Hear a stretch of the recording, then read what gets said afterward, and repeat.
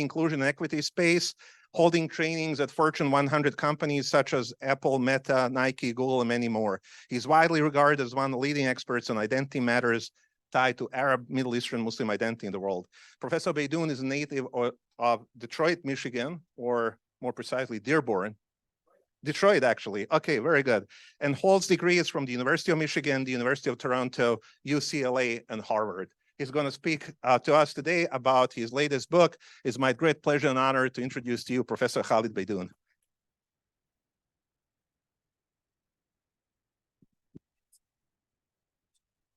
Hello, everybody.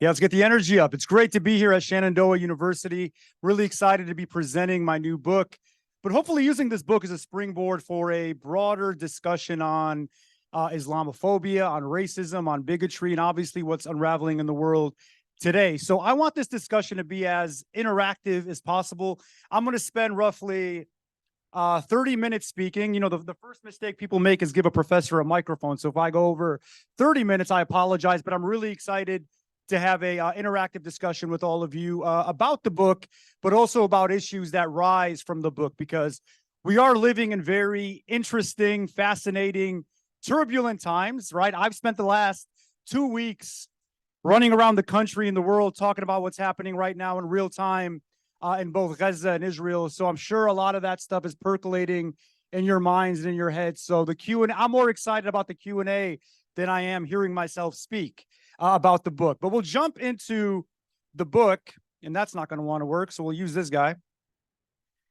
So I'll do some bit of biographical discussion before jumping into the book. So roughly 22 years ago, I was sitting where you guys are sitting right now, right? Thinking about what it is I wanted to do with my life, right? I was an athlete growing up. I love sports, still love sports. This book actually was supposed to be about combat sports, right? I used to box myself for 20 years, and I'm a big fan of MMA. Any MMA fans in the house? Okay, you guys saw Hamzat Chimaev and Islam Makhachev win over the weekend. Bit of an aside, but global events pushed me to want to write this book on global Islamophobia because of what was taking place in countries like France, where the headscarf was banned, right? The hijab that many Muslim women wear as an expression of their free exercise of religion. In places like India, where you had a rise of this new authoritarian populist faction, which was rising to power and using Islamophobia as kind of an engine for solidifying their political power. And places like China, where Uyghur Muslims, the indigenous Muslims in Northwest China, were being placed into concentration camps en masse. And obviously what was taking place here in the United States with the rise of what many call Trumpism and the strategy of the former president to demonize and vilify Muslims as sort of a wedge and as a weapon to gain political power in the country. So that's what led me to write this book. But roughly 20 years ago, 2 decades ago, after 9/11, I was sitting in a class and I was sort of thinking about what it is I wanted to do with my life. And I was reading many of these seminal texts on race and racism, books from people like James Baldwin. People know who James Baldwin is by a show of hands? Okay, I highly recommend the book, The Fire Next Time, for those who hadn't read it. From people like Malcolm X, from people like Martin Luther King, and Kimberly Crenshaw, who eventually became my mentor. Kimberly Crenshaw is the mother of the term intersectionality. We all know what that means as a consequence of the BLM movement. And Kim Crenshaw, the mother of intersectionality, who's my mentor, wrote the preface for this book. But there were these words that I read from a very prominent Palestinian intellectual who taught at Columbia University by the name of Edward Said. Edward Said wrote a really prominent book called Orientalism in 1979 or 78. 78. See, I would have flunked Professor Amin's quiz if I would have sat in his class. Really prominent book in 1978 by the name of Orientalism, which I'll revisit later on in my lecture. But words from that text and other texts that Professor Said wrote really provided me with a roadmap for what it is I wanted to do with my life. In his book, he wrote, "I am an Oriental writing back at the Orientalists who for so long have thrived upon our silence." And I'll revisit what Oriental means in a bit in some of the subsequent slides.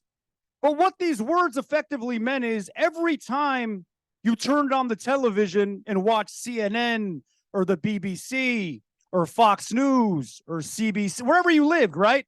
whenever it was somebody talking about Muslims like myself or the religion of Islam, it wasn't anybody who looked like me. It wasn't anybody who was called, what's your name, sister? Noor, or Khaled, or Zainab, or Muhammad. It was typically individuals, right, who had a vested, generally white men, right? No offense to anybody. Generally white men who had a vested interest in demonizing and discussing Islam and Muslims in very skewed, non-objective ways, right?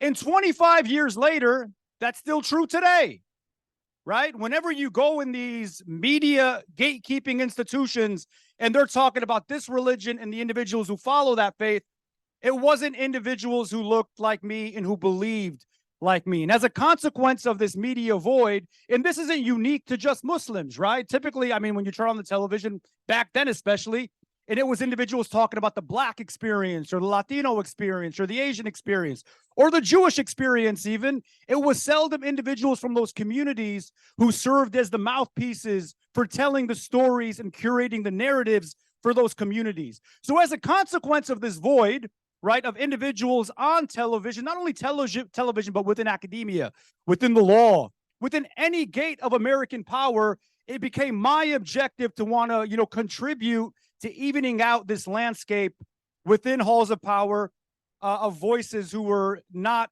discussing what it is that I thought was important. Okay, so before we jump into what Islamophobia is, let's disentangle and talk about some of the distinct spheres that are oftentimes conflated, right?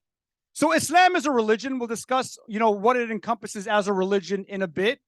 But when we step back and consume the coverage about who Muslims are on television, there's typically this conflation, right? This sort of like merger of distinct spheres of people that oftentimes overlap, that are conveyed as being Islam, right? So there's conflation of Islam as a religion, the Middle East as a region, right? And Arab people as a people.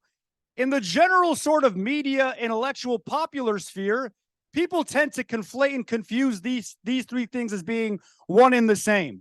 And that's a mistake, right? Because again, Islam is a religion. Arab people are an ethnicity who derive their origins from 22 nation states. In the Middle East is this kind of like sloppy geographic designation that has colonial roots.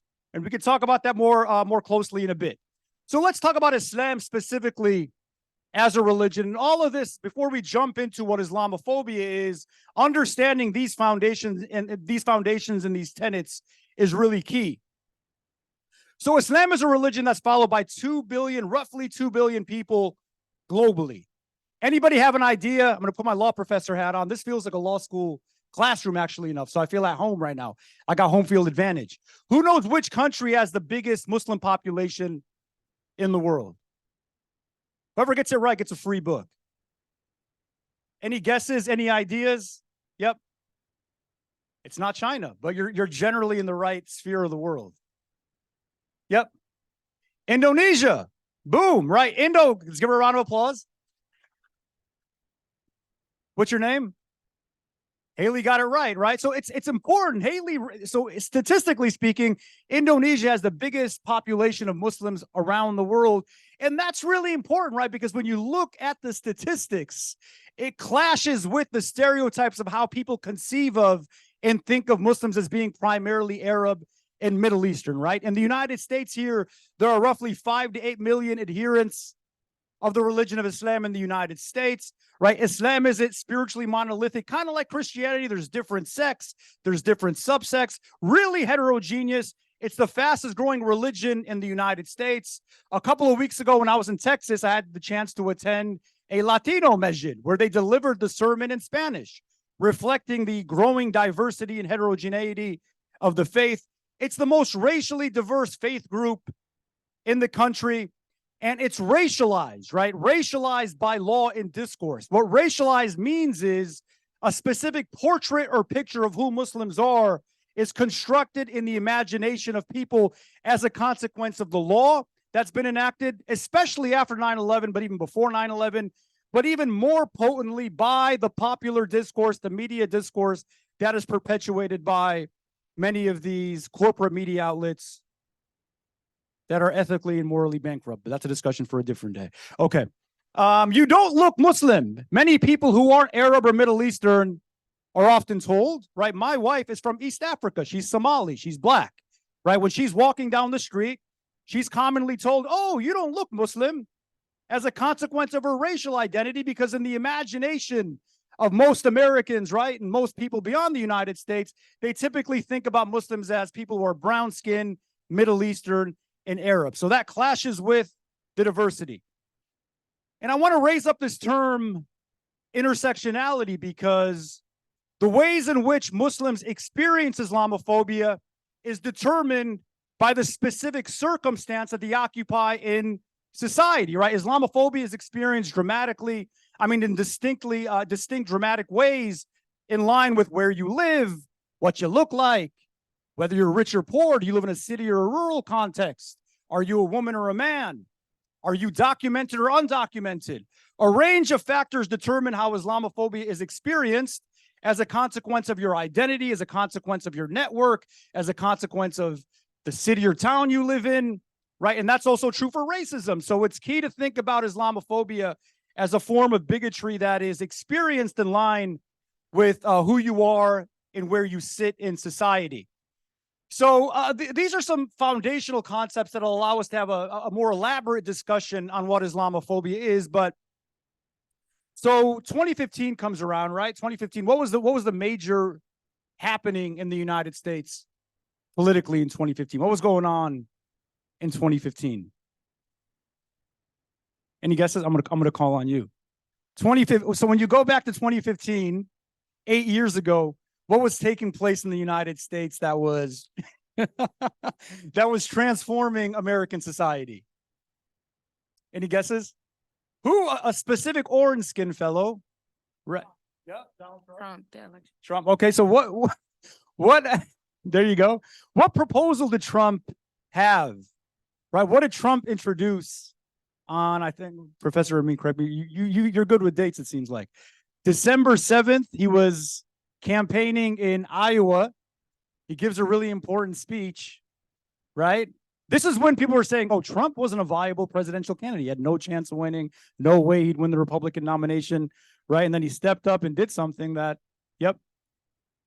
The Muslim ban, exactly. December 7th, I remember sitting at home eating some Doritos, right? Watching the Detroit Lions lose another game, right? And Trump gives this speech in Iowa where he says, we are going to ban all Muslims until we know what's going on. You guys remember? You guys are young. You may not remember that.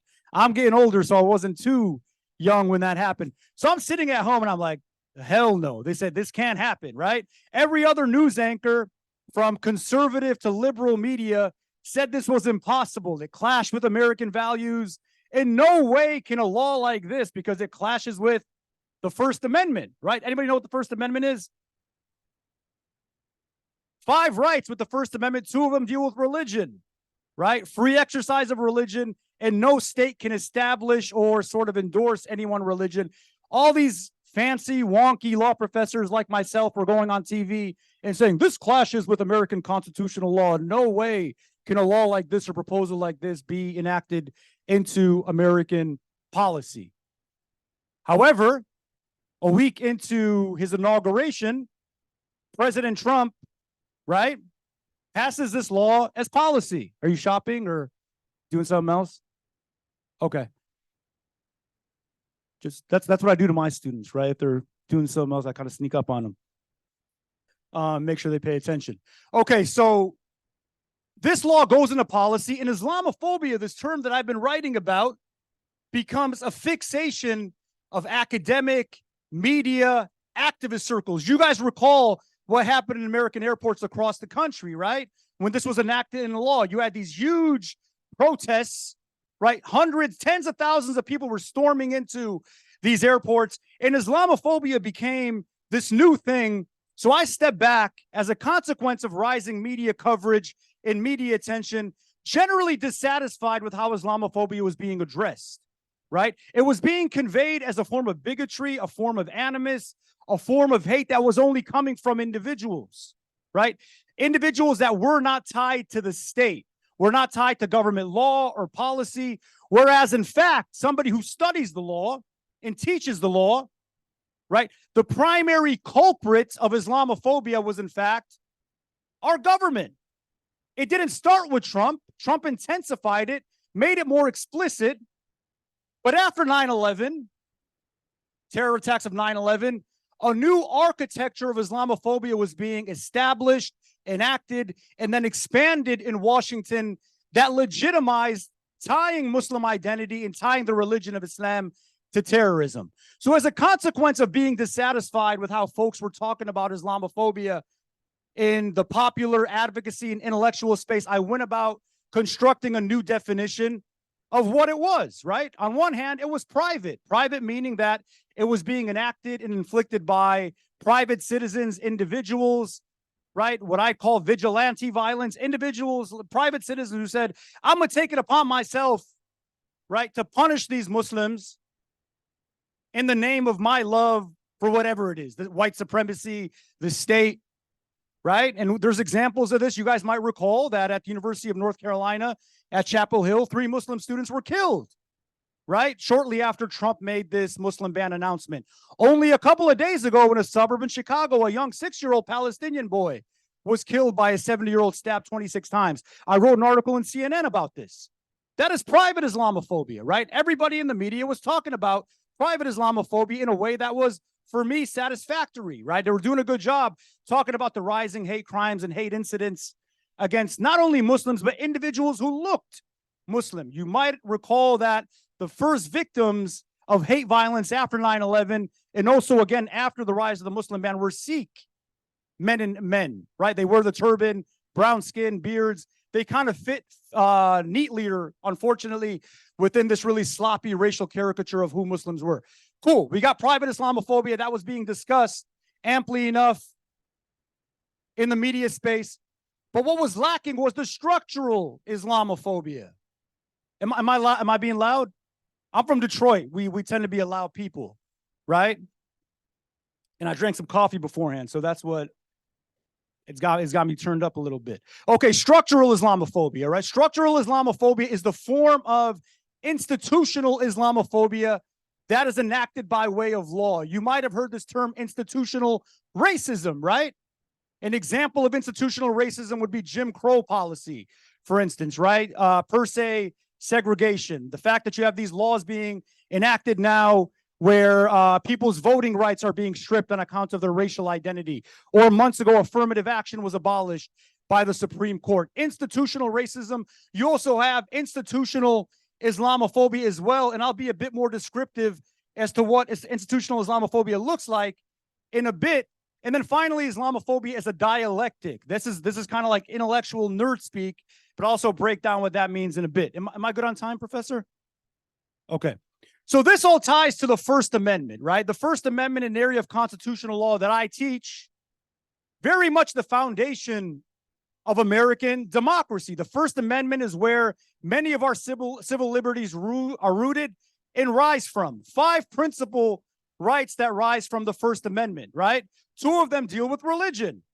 You got the right to practice your religion, free exercise of religion as you see fit, and the government cannot encroach or tell you how to practice your faith. That was clearly being violated by the war on terror and by Islamophobia in a range of ways, right? Because of this idea, this presumption that the more Muslim you look, the more Muslim you behave, hey, these individuals who are practicing Islam in specific ways, right, are somehow tied to terrorism. The second religion clause is the establishment clause, the state or separation of church and state. You guys have heard of this, right?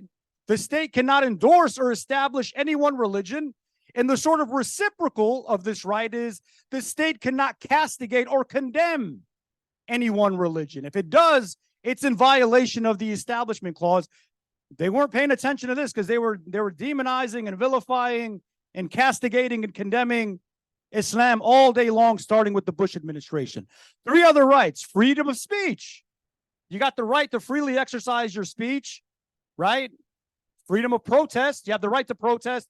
All these rights. And finally, the media has the right to engage in unfettered coverage without governmental encroachment. All these rights were being violated by this new war on terror that was being constructed. And I'll revisit this in the Q&A, this discussion of Orientalism.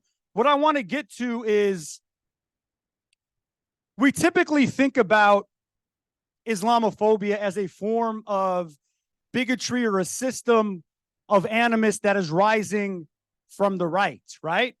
That is rising from Republicans and conservatives, populist, authoritarian governments, right? If I were to tell you who is the one person that comes to mind when the term Islamophobia is uttered? Donald Trump. Trump, right? In the States, it'd be somebody like Donald Trump. Or globally, it might be somebody like Narendra Modi in India, or, I'm not a big fan of the French. I like the French soccer team, but not a big fan of French government. Somebody like Emmanuel Macron, right, are very much sort of the symbols of Islamophobia.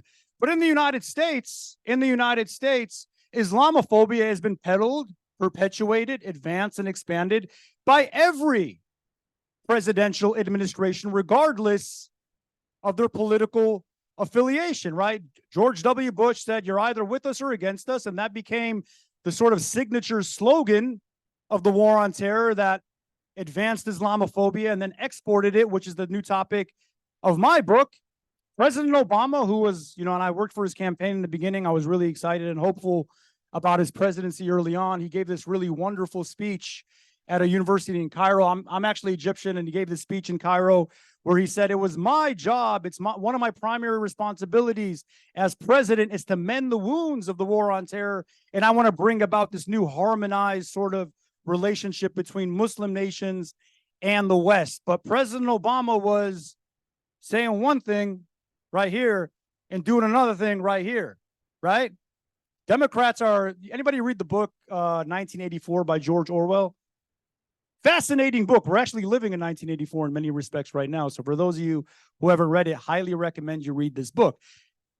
Democrats are really good at what I call doublespeak, right? They say one thing in front of the cameras, but they do another thing when the cameras aren't there. So even though President Obama was a brilliant orator, probably the best speaker of our generation, was saying all the right things early on. It was kind of like me in my 20s when I date, right?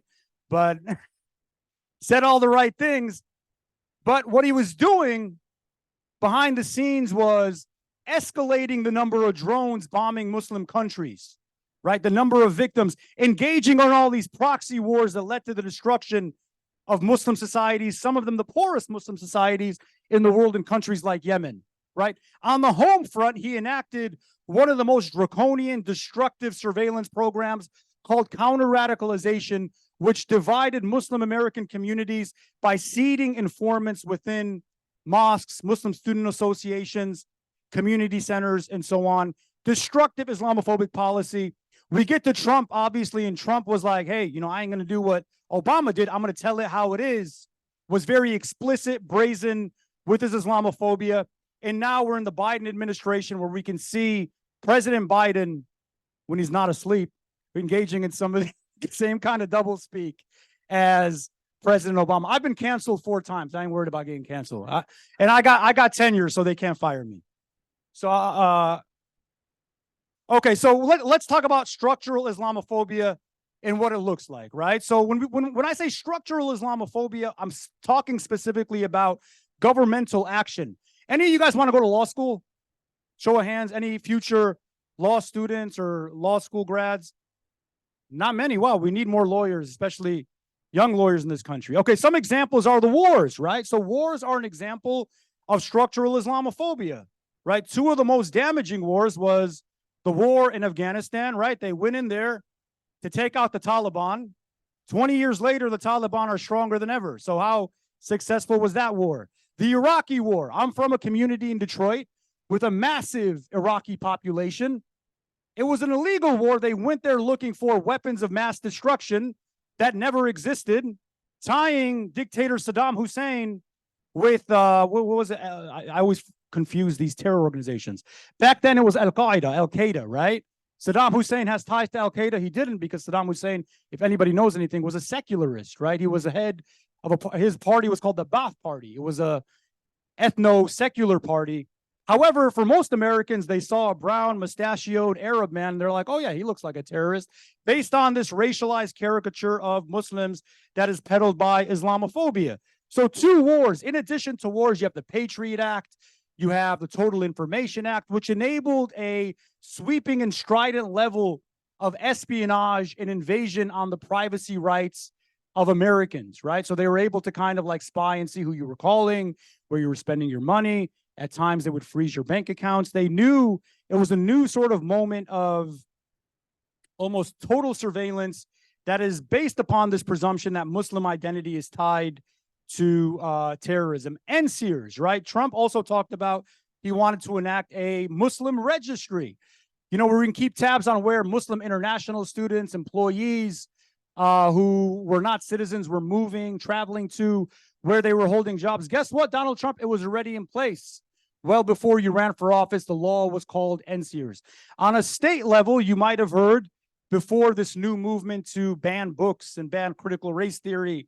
You guys know about this legislation right across the country seeking to ban specific texts. Florida has become the epicenter of that with Governor DeSantis. There was a similar movement led by the same characters to ban Sharia law or Islamic law at the state level, and then programs where the FBI and the CIA would work with local law enforcement to spy on Muslims. This is the architecture of structural Islamophobia that we find ourselves in. Okay, because of time, I'm going to race and talk about what's happening on a global level, and that's very much the focus of this book. So after discussing this foundation of Islamophobia and legal Islamophobia that was perfected and constructed in the United States, remember that when President Bush gave that speech before Congress 10 days after 9/11, he talked about the war on terror as a global war, a global crusade, hence the title of the book. It wasn't intended primarily to stay within American borders, right? It was exported globally. So Islamophobia as a phenomenon sort of was expanded and intensified in line with American hegemony being advanced on a global level. So in India right now, which I believe is one of the epicenters of global Islamophobia and home to the second biggest population of Muslims in the world, you see a full-fledged ethnic cleansing project taking place by way of policies that eerily resemble the policies we have stateside, adopting the laws and adopting the lexicon or the language of Islamophobia to carry forward Islamophobic racism and persecution in the state of India, right? They're building concentration camps in the eastern part of the country. Individuals are being stripped of citizenship on account of a law called the Citizenship Amendment Act. There's a wide range of these mobs that sort of descend upon Muslim communities and beat them. So India is a place that I spend considerable attention to in the book. I had the chance to interview a number of Indian Muslim activists. Ironically enough, I was a subpoena for my arrest had been issued in India because of my tweets, quote unquote, inciting terrorism. So I was planning on going to India to promote this book, but I can't because they'd arrest me. No, real talk. I mean, I can't go.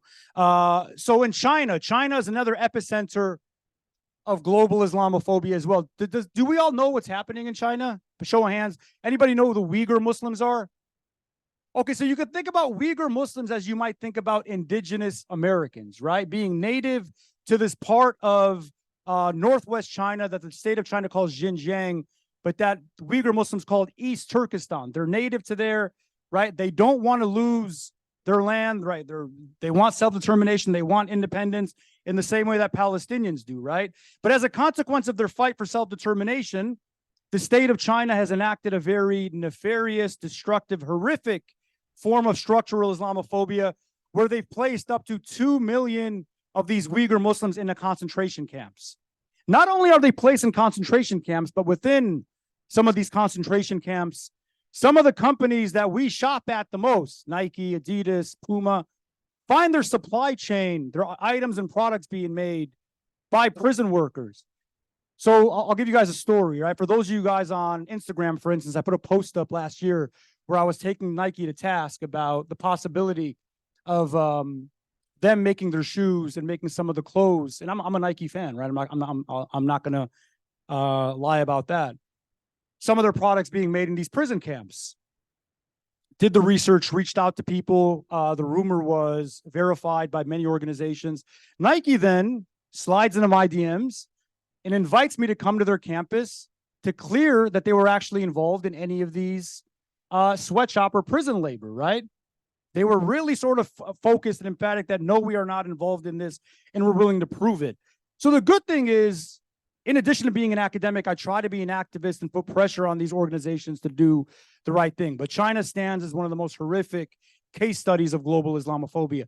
France, right? France is a epicenter of Islamophobia in Europe that, ironically enough, stands as kind of a novel case study because their Islamophobia was well entrenched before the war on terror, right? They were looking to ban the headscarf well before 2004 when they finally did, right?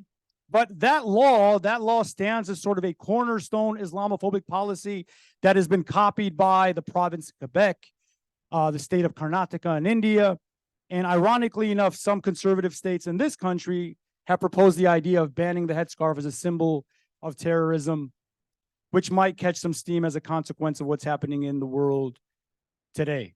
Okay, so I want to close with some statements, and then we'll jump into the Q&A. But Islamophobia is deeply gendered, right? It's a deeply gendered discourse in the way in which it's perpetuated politically, but also by the media. Muslim men, right? There's sort of a masculine Islamophobia where Muslim men like myself are stereotyped as being warmongering and violent and aggressive, right? All these toxic masculinity traits are attributed to Muslim men as being the sort of leering, looming culprits of terrorism that these laws have to be mindful of. However, Muslim women are stereotyped in dramatically different ways, right? You guys might have seen these feminists after 9. I got no issue with feminism. My mentor is a black feminist, but I'm just saying a lot of these Western feminists were saying things like, we got to go into Afghanistan and Iraq and liberate these Muslim women. Well, who are you liberating these Muslim women from? Muslim men. Muslim women are stereotyped as being submissive and weak and meek and subordinate and voiceless and having no agency over their bodies, right? That's how they're imagined in the discourse coming from the West, which justifies and enables a lot of these baseless illegal wars to take place, right? We need, who's the movie star of the day these days? We need one of these like dudes and, you know, these white feminists to jump into Iraq and Afghanistan and save these Muslim women and to liberate them, right? And we see how gendered Islamophobia works, right? It works by way of, and this is one thing I've been thinking about over these last several weeks. A lot of these Western feminists will raise hell, scream, kick, protest, whenever it's Muslim women in places like Iran wanting to take their headscarf off. But where are these Western feminists in places where Muslim women are denied the right to wear their headscarf? They never come around in places like France, where the headscarf has been banned, in places like India, where the headscarf has been banned. And I haven't heard much from them these last couple of weeks, when the vast majority of the victims in Gaza are not only young girls and unarmed women, but babies. So I'm just pointing out some asymmetry and some hypocrisy that's tied to gender. Okay, I'm going to close by obviously raising the big elephant in the room today, and with what's happening in Gaza. This is a picture of my friend Mu'taz, who's a journalist on the ground in Gaza, who's been one of the most vocal, sort of like producing and disseminating a lot of the footage coming from on the ground in Gaza in these last couple of weeks. Some of you might have seen the destruction in that 140 square mile strip of land that's been descended upon by the state of Israel, to the tune of, I think, where we stand today, 6,000 Gazans have been killed as a consequence of the ongoing strife between Hamas and Israel.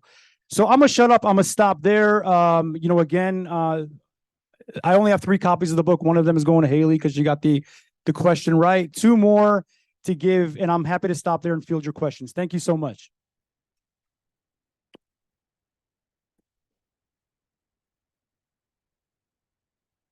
Thank you very much, Professor, for this very dynamic presentation that I'm sure had made many of us think about many of our assumptions that we have on a variety of issues. Before we turn the mic to the students and to audience, I want to ask you a couple of questions, if you don't mind. The first one is about the title of your book. It's called The New Crusades, Islamophobia and the Global War on Muslims. So why did you choose the word Crusades for the title of your book? So that's the first question. I'm going to ask the second immediately, and then you can answer them both, and we'll then turn to the students. The second one is, how does this notion of Islamophobia, I know at the end of the presentation, you talked a little bit about what's going on right now in Palestine and Israel and the ongoing war and the occupation and so on. How does the argument of Islamophobia tie into public consciousness on Israel-Palestine issue in the United States? Yeah. Can you guys hear me without the microphone? Okay. Yeah, so two questions. The first question is, how did I go about picking the title of the book? And the second question is, how does Islamophobia impact and shape the conversation around what's happening in Gaza and in Israel? Yeah, two really good questions. The first question, I picked the title because it's provocative, and being provocative helps to sell books, hopefully. No, but I think that the term Crusades was very ubiquitous when the war on terror was being discussed. Specifically, it was used by then President George Bush to frame what the global war on terror would be. And he did so intentionally, right? Because he was trying to conjure up the fact that this was more than just a conventional epistemological war between the United States and a terror organization. It was a religious war. That's the kind of imagery he wanted to raise up, and specifically hearkening memory of the original Crusades that took place many centuries ago. So it was a play on that language. The way Islamophobia shapes and drives analysis of what's happening in Israel and Gaza profusely, immensely, and potently, right? Every sort of strong dynamic word that I could use. And the state of Israel has capitalized on it, right? So it's drawing correlations between ISIS and Hamas, using a lot of these stereotypical terms like they're animals and savages and they're beasts to describe the Palestinian people. So it's been easy to demonize the Palestinian people categorically as inhuman, because the media and also the governments aligned with the state of Israel are sort of like resorting to the well-established playbook of Islamophobic terms that have existed for 2 decades and many centuries before then through the system of Orientalism that pre-existed it. Now, if I might add, dehumanization is often the first step before violence kicks in. You first dehumanize, and then violence is justified through that. They are not worth as human beings. They are not good enough. They are animals, and therefore anything can be done to them because they do not deserve the same protection as other human beings. And it's very dangerous, and we've seen it again and again, from Rwanda to Bosnia, where I'm from, to many other places, to here in the United States, in our own history, to many other places. Dehumanization is that necessary step that is being taken before violence can be unleashed on people.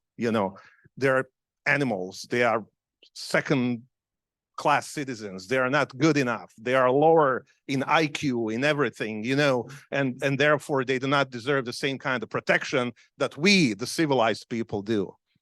Well, thank you so much. Now, we have the catch box, and I guess you catch it. So whoever wants to ask a question has to catch this thing and speak into it, because there is a mic. We've been recording you all the while. Yeah. The mic in that. I think there is, because you can see when yeah. So who wants to ask a question? Who's gonna go first? There you go, Nirvana. Are you an actual fan of Nirvana, or do you like the shirt? I am an actual fan. I also have the earrings. Oh, Yeah. okay, try and catch it. There you go. Lithium. Yeah. Okay. Do you feel like the Hamas are considered terrorists, or do you feel like that's just from like more Islamophobia trying to justify what's happening? Well, look, I think that they engaged in a terrorist act on October 7th. That's when the date was, right? My fundamental belief is when engaged in war or conflict, you should only target who are basically soldiers and enemy combatants, right? So I condemn the fact that they actually killed kids, the elderly, individuals who were not connected to any kind of strife. So I consider that to be a terror act, right? But that doesn't indemnify the state of Israel from engaging in state-sponsored terrorism, right? I think that we misunderstand what terrorism actually is. Terrorism has a specific legal definition. What terrorism actually means is any actor, right, any element that engages in mass violence fueled by a specific political ideology, whether it be racism, whether it be settler colonialism, whether it be bigotry. So what Hamas did was an act of terror, but what the state of Israel is doing right now is also an act of terror, and even more than that, an act of genocide, right? The fact that you are engaging in a disproportionate project of violence that kills 6,000 people, right? 7,000 this morning, right? 7,000 people. If we're going to condemn one organization for being terrorist, then we should be honest, we should be symmetrical, and also acknowledge that the state of Israel is also engaged in terrorism as well. Right. I'm a law professor. What I do is I look at definitions, right? I apply them to a set of facts and I draw a conclusion, right? That's how I go about things. And there are standing definitions for what terrorism is. And if we're going to be honest, we look at the definition, apply it to the context, and what's happening in Gaza right now is very much state-sponsored terrorism.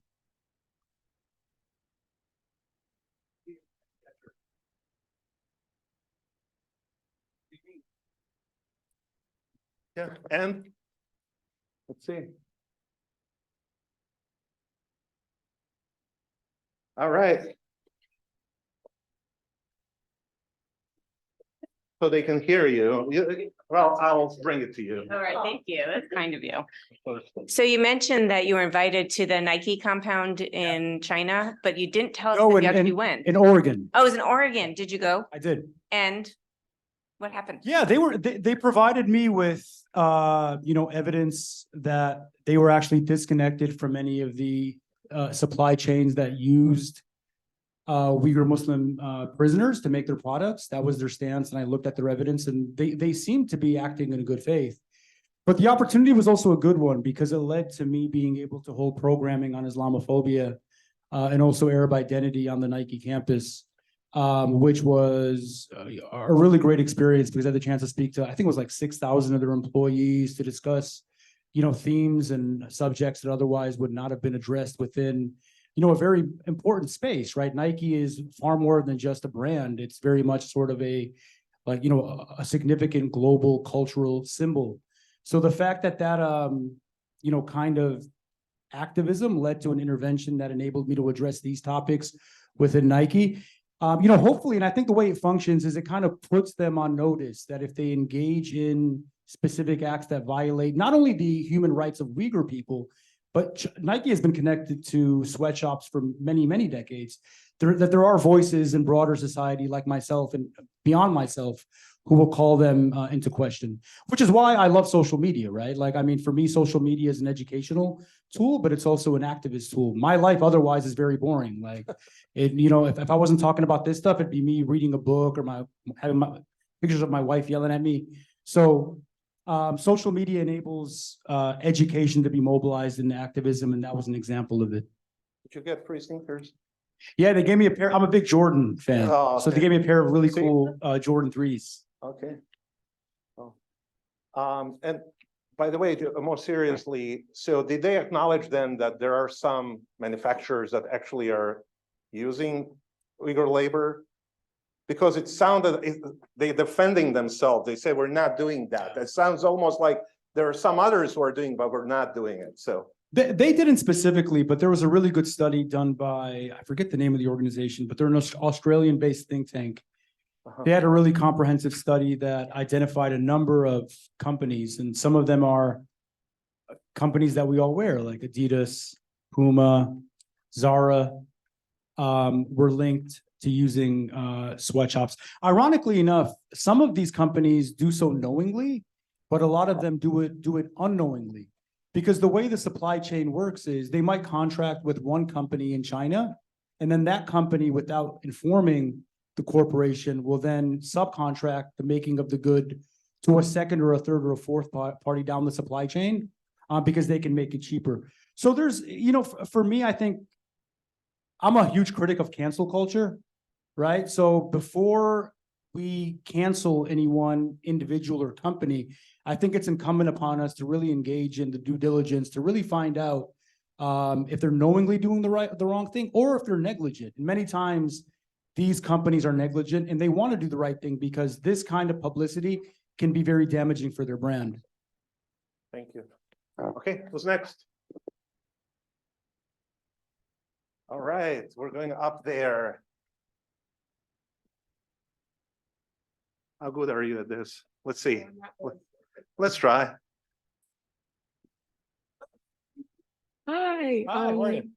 good and you. Good. I just wanted to bring up the important topic of dehumanization that you guys brought up earlier. I think one of the biggest catalysts for dehumanization is propaganda, and we're seeing a lot of that with the Palestine and Israel, not really war, more like genocide that we're witnessing full throttle. I just wanted to ask, what should we do in order to make sure we're not only feeding in, but also making sure that we don't how do we not like fall for it, I guess. Yeah, because one of the biggest examples that I saw when researching this whole thing is Anderson Cooper. He ended up slipping up on one of his reports on it. He ended up dehumanizing the civilians of Palestine while referring to both sides. So I wanted to ask, how can we not fall for that? Yeah. No, great question. I think so. I teach civil rights and critical race theory, right, as a law school class. And one thing I tell my students all the time is you don't have to look very far when addressing a global issue that ties to dehumanization, with understanding with how that means, right? So a couple of years ago, right, when we were going through this massive wave of protests in the United States dealing with anti-Black racism, much of the way corporate media outlets would discuss the Black protesters and the Black youth and who were taking to the streets to voice their humanity was in the most illicit, racist ways. These are thugs, these are gangsters, they're looting, right? These are individuals who should not have the right to practice their right to assemble and engage in free speech, right? So we're standing in a country where dehumanization is part of the American experience, right? They had to dehumanize Native Americans as savages and individuals who couldn't tend to the land before they fully rolled out this project of manifest destiny that led to ethnic cleansing and genocide, right? They had to fully dehumanize and construct this new classification of Blackness, which stood for non-citizenship and non-humanity to justify slavery. Ironically enough, when Jews first came to this country in the late 1800s and early 1900s, they too were dehumanized, right? So dehumanization is deeply rooted in the American experience. So when we look at corporate media outlets today that are engaged in that very same kind of dehumanization with regard to the conflict in the Mideast, it rings with the same kind of tone and language to what we're accustomed to here in the United States, right? It's a brown indigenous people, right, who want their own homeland, who want to live in freedom, who are living in one of the most densely populated open air prisons in the world, right? Just wanting basic freedom. These are unarmed people. These are babies. These are children, right? But as a consequence of how, one thing I'll teach you guys is this. I'm not a journalism or a media studies person, but media outlets in this country are not neutral. They're owned by corporations. You guys know that, right? And these corporations have specific political interests. And their political interests dictate and shape the kind of content and coverage being rolled out by the media outlets, which smacks against journalistic ethics, because the very foundation of journalistic ethics is to be neutral and objective, right? Look, and I'll be honest with you, I have colleagues of mine, friends of mine who are pro-Israel, and I got no issue with that. You can have your political position, and if you believe in a specific conception of the Israeli state, whether it's a one state, whether it's two states, the Palestinians get their own state, I can respect that. That's a political position. But racism and dehumanization is not a political position, right? You can stand for the state of Israel without dehumanizing an entire lot of people as being savages and animals and terrorists and terror sympathizers. You ain't got to do that. Just state what your political position is, right? So what I advise young people to do is what Malcolm X said many years ago, right? He said, be careful who the media is illustrating as the oppressor and who they're illustrating as the oppressed, because they have a vested interest, right?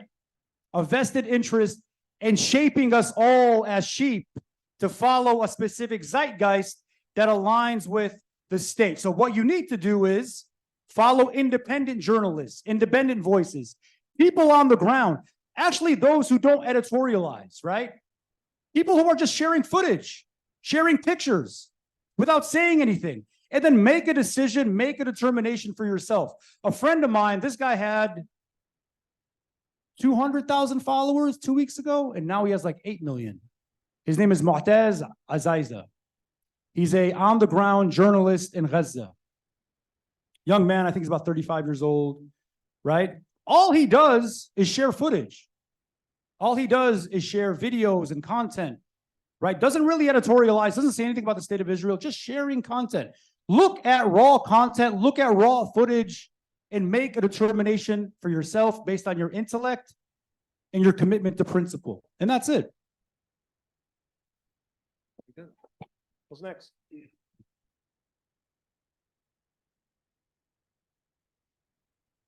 It's like a magnet, you know, it's going to get attracted to somebody eventually. Anybody have a happy question? Just kind of, Yeah. let us leave on a good note. Well, we're going to ask about Detroit Lions, but that's not going to be. No, well, they're 5-2 this year. They're actually good. Good. That's a happy question. What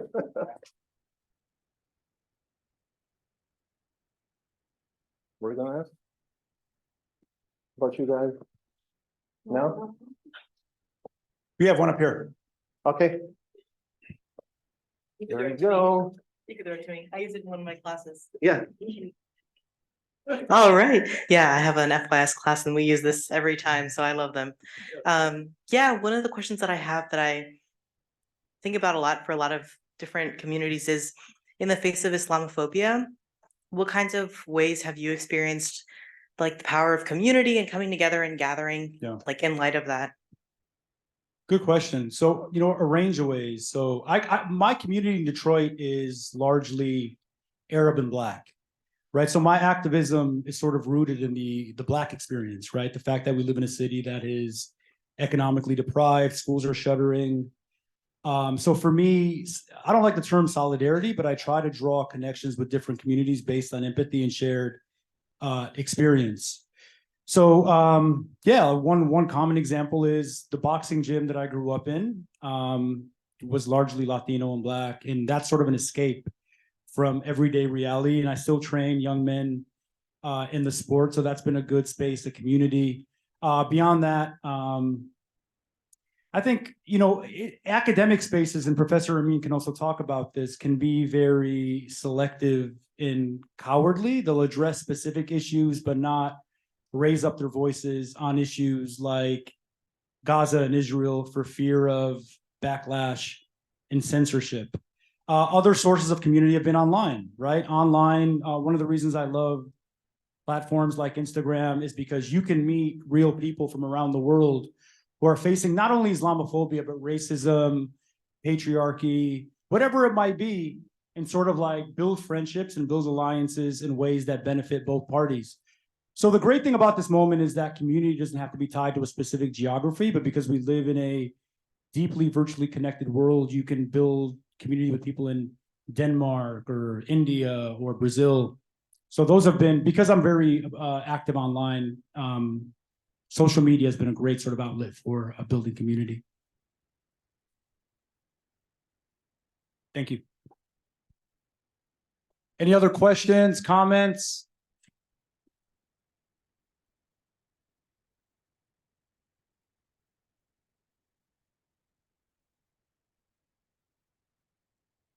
Where are you off to next? I think you said you're flying out immediately the day after. Yeah, I'm going to Atlanta for a talk at Emory University tonight. Okay. Yeah, it was, you know, we're so grateful to have him with us because he's so sought after. But when we reached out to him, yeah.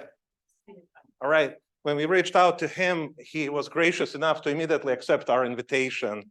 He's never been to Shenandoah before. And, you know, Khaled, we are so grateful to have you. Thank you.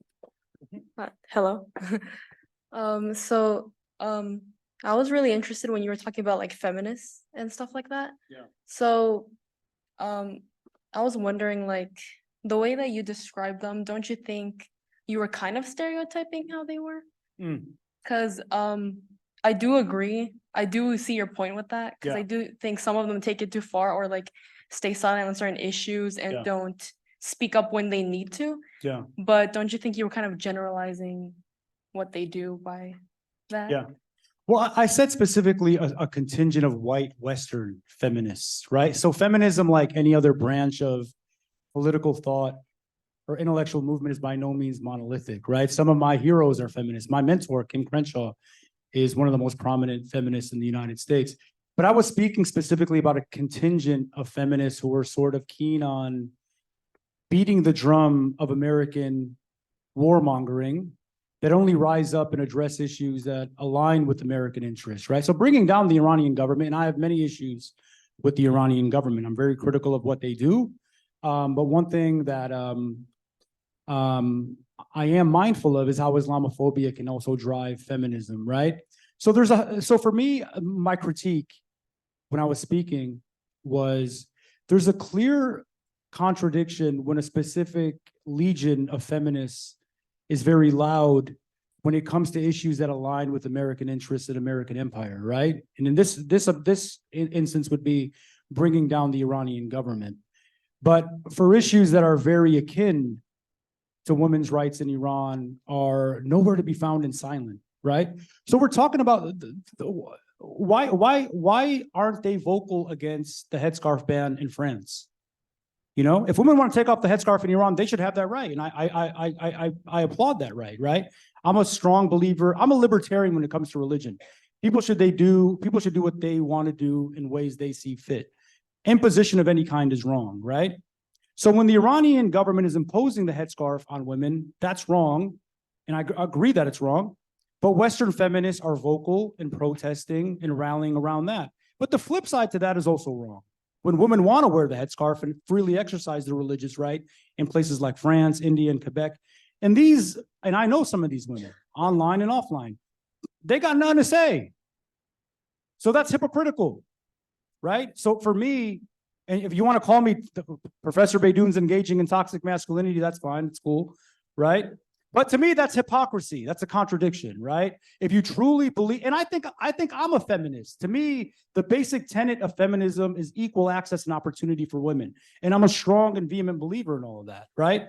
But it's hypocritical when you politicize feminism to achieve an objective that aligns with American interests, but are silent when it comes to an issue that is inimical to American interests, right? In that instance, feminism becomes an arm of American imperialism. And I'm critical of that.